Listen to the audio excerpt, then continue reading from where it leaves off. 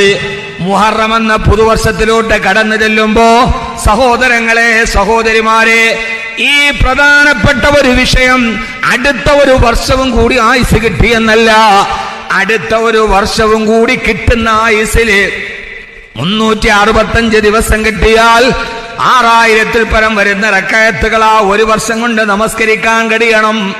ആ ഒരു വർഷത്തിൽ പരമാവധി ഫർളും സുന്നത്തുമായ നോമ്പുകൾ പിടിക്കാൻ കഴിയണം.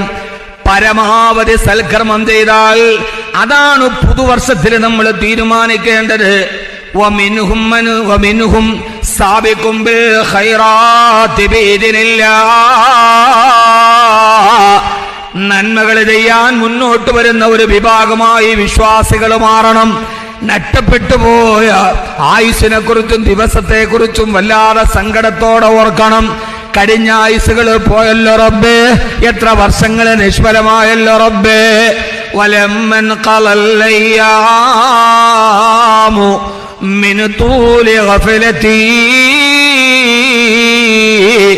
ബിഅമാലി മഗ്റൂരിൻ വഅമാലി സല്ലതി.